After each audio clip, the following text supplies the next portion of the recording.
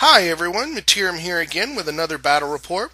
This one has my vampire accounts taking on a Tomb King's army in a 1250 point battle line scenario. For me, this is starting to get into some experimenting with parts of the vampire accounts army I don't usually use. So I've restricted myself into this army with no vampires and no ethereal models. So I usually rely on those pretty heavily, so let's see how it goes. So here's our table. Pretty kind of dense terrain there. Two things that you really need to pay attention to. The swamp in the middle is a Mistwreath swamp, so that's the one where if you're touching it at the end of the movement, you have to initiative check or D6 models are dragged to their doom. The other is the building that's right in front of my zombie unit there, the two-story on the right-hand side. That is a wizard's tower, so anybody that steps into that is a lore master. So those are two things that are going to have some impact on this game. Other than that, we got a good area where we're just going to mix it up and see what happens. So let's get into deployment. So in the back, my opponent has the Screaming Skull Catapult and his Casket of Souls. Up front, he has a unit of 8 skeletal horsemen with just a musician. And the character on the right corner of that is his Lich High Priest, who is serving as his general and Hierophant. Level 4 to the Lore of Nehekara, with the Biting Blade, Channeling Staff, Talisman of Preservation, and Ruby Ring of Ruin. Then over here he has a unit of 6 skeleton chariots, and joining them is his Tomb Herald with a Relic Sword, Armor of Fortune, Dragonbane gem. And that's it. So, lots of chariots. I was kind of looking at this going, that unit needs to die, because with the exception of one of my units, the impact hits could kill just about anything that I've got on the board. So, that's really my number one target. So here is my entire army. From left to right, I have a unit of 6 Black Knights with the musician, full command there. Hanging out with them is my White King with a Sword of Strife and Enchanted Shield. Next to that is my Vargulf. Vanguarded up front there is 5 Direwolves. Behind that is a 30-man Skeleton Warriors with full command and the Banner of Swiftness. They're equipped with spears. And behind the Wizard's Tower is 21 zombies with Musician and Standard Bearer, and with them is my General, a Master Necromancer to the Lore of Vampires, level 4, with the Black Periapt and a Talisman of Preservation, and a level 2 Necromancer to the Lore of Death with the Power Stone. So I definitely want to get them into that building, so I have all of those terrible, terrible spells to use, because I think it's going to be the one thing that'll let me take out the chariots. So that's ultimately my plan. I'm planning on feeding him chaff until the chariots can get taken care of magic, because for the life of me, I don't have anything else to do with him. Oh, and I forgot to mention, he does have a Tomb Scorpion entombed beneath the sands that he'll be bringing up at some point. So, I get first turn, and my movement phase is pretty subtle. I move the zombies into the building. I reform the direwolves so that they're flat instead of that weird shape I had them in. And then everything else just kind of spreads out and waits for him to come to me. I definitely want to use that Mistwreath swamp to keep too much from coming in. But he's still got a beautiful charge with those chariots, and there's really nothing I can do about that at this point. During my magic phase, he manages to hold me down. I don't get any spells off, but I do manage to store 2 dice in the Periapt for next phase. So, with no shooting, we go straight into Tomb King's turn 1, and the chariots come slamming into my dogs. They're gonna go bye-bye. And he didn't even have the decency to end up running into the Mistwreath Swamp when he did it, because of how he's set up. Only his movement tray is in it. So, they're going to just absolutely get destroyed. Only benefit is that if he overruns, he'll hit the building, and then all his characters have to come out of the chariots to go fight. That's good, right? But yeah, other than that, I knew I was going to be throwing chaff at this unit until I can magic it down. And the dogs aren't worth that many points, so I'm not super worried about that. And up here, and I'm not entirely sure why he did it, but he took his horsemen and hid them behind the chariots, which I guess is okay, but I mean, I had Purple Sun even from when I rolled it on my wizard, so I think he's just lining up stuff for me to hit with it. So during the magic phase, he gets off the 5-up ward save on his chariots, but I stop everything else. Then he lands the Screaming Skull Catapult with his freaking laser-guided trebuchet technology directly on my skeletons and take out 11 of them. And during close combat, he vaporizes the dogs and chooses to reform, as you see here. So we go to Vampire turn 2, and I back the hell up. I hide the Varghulf behind the building so that when the chariot comes in, he'll be able to get a nice charge on him. I kind of change my facing a little bit with the knights, and then I back up the skeletons. They're still within a 6-inch range of the building, so if I can get invocation off, I can grow some of those back before the chariots come slamming home. So, start of the magic phase, I get off invocation, end up getting a bunch of my goblin zombies, as you see. I think it's 11 I add to the zombie brick in the building, and I bring back all but 4 of the skeletons, which is super fantastic. And then I start doing the real magic. I throw Purple Sun out the window of the building. He fails to dispel it, which pretty much gives me free run on the world here.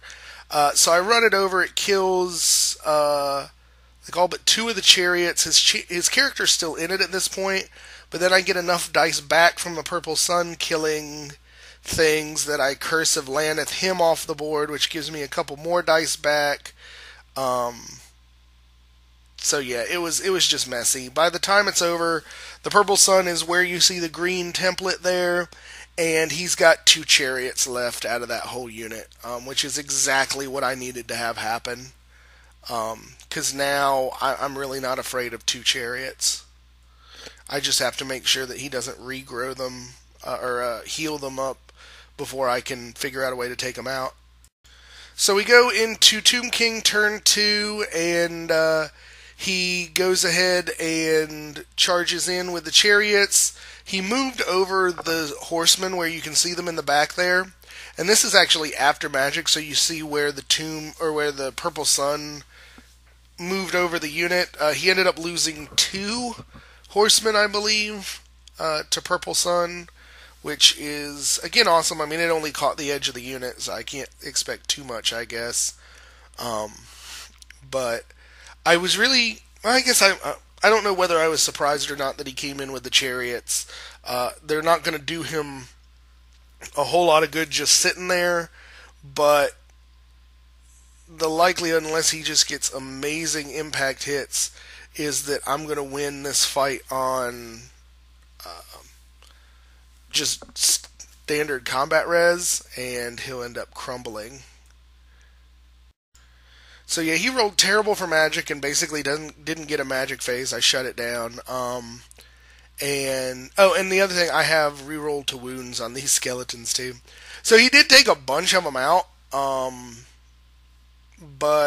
And he actually, the reason why there's so many of them gone, he only took 4 out in combat. He tried using the Screaming Skull Catapult on the Varghulf, and it drifted into the skeleton unit. So, but after combat, the chariot is left with only 2 wounds on it, and I've still got just a crazy number of skeletons there. So I'm definitely going to win this one, and I'm going to charge the crap out of this last chariot just to clean it up and get me beyond it. So we go into Vampire turn 3, and I close the trap. Varghulf into one side, Black Knights with the White King into the other, and that chariot is going to be toast. And I don't remember what my magic was this phase. I don't think it really mattered. He probably stopped it. But I kill the chariot, reform as you see here. And you can actually see on the left-hand side of the board, he did bring in the Tomb Scorpion last turn, and I just forgot about it. So, Tomb King's turn 3, he charges his horsemen into my Black Knights, and you may be wondering, where did the Tomb Scorpion go?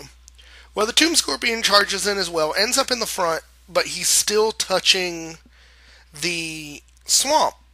So he rolls his initiative check, fails, and dies to the swamp before combat starts. So during shooting, his laser-guided skull cannon ends up hitting the Vargulf, but only inflicts one wound. But then in combat, my Black Knights and the White just chew up that unit. So all he's got is two skeleton horsemen and his Hierophant left, and I'm about to bring a world of pain into his face. And here it comes. Vargulf slams into the front of the unit, and I'm pretty sure the Vargulf can eat his Hierophant by itself. But even if it can't, I have the White King there too, so there's a lot of pain that's going to come down soon. So during my magic phase, I get rerolls to wound on the Black Knight unit, and then I get Van Hell's Dance on everybody, so they all have rerolls to hit. And you will notice Purple Sun's still out there. It's been moving like 2 inches to the left, and then 2 inches to the right. It's basically just ping-ponging out there all by itself. So needless to say, I totally wipe out that unit in the center, including his Hierophant. Once the Hierophant dies, he rolls for Crumble. The Casket of Souls gets away with nothing. But the Skull Catapult rolls terribly and ends up taking 5 wounds and dying. And at this point, my opponent chooses to surrender the game. And this is what it looks like. I have everything except for my dogs still around, and all he's got is the Casket of Souls. So I can definitely understand why he's throwing in the towel on this one. Okay, so pretty major victory for the Vampire Counts. As far as my list goes, I thought it was interesting. I definitely like my Spearman skeletons. They're cool. The White King actually has a lot of beat stick for his point value, so he's definitely good. The Necromancers, with what I was playing with, the Black Periapt, and frankly the Wizard's Tower too, gave me a lot of magical control and a lot of magical power. Though I still have to say I feel a little dirty wiping all of his chariots off the board with a Purple Sun. Though, looking at it, I don't know that I had much choice. I don't think any of those units that I had could have handled being hit by the chariots. And even if they could, my best thing to handle them would have been the White King. But if the White King's unit had been hit, he only had 6 horsemen with it, or 6 Black Knights with him. So you figure if that unit at full strength was going to do, 46 impact hits at strength 5, he probably wouldn't have a unit left and would have died to combat res if nothing else. Although it is dirty, I think it was the only real tool I had to handle what was in my face. So I guess I have to just kind of accept that as one of the things that you got to do to play with this particular kind of list. As far as my opponent's list, I definitely think he should have had some foot troops. We were discussing it afterwards. I think if he had switched out the skeletal horsemen and took archers instead, he could have been thinning me down before the chariots came in. I just think he had to put too many eggs in one basket for just those mounted units.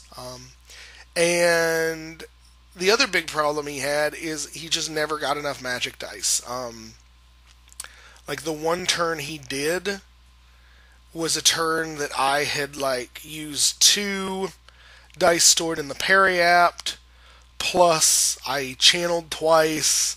I mean, it was one of those things that it didn't work out well for him. So he never really got to use the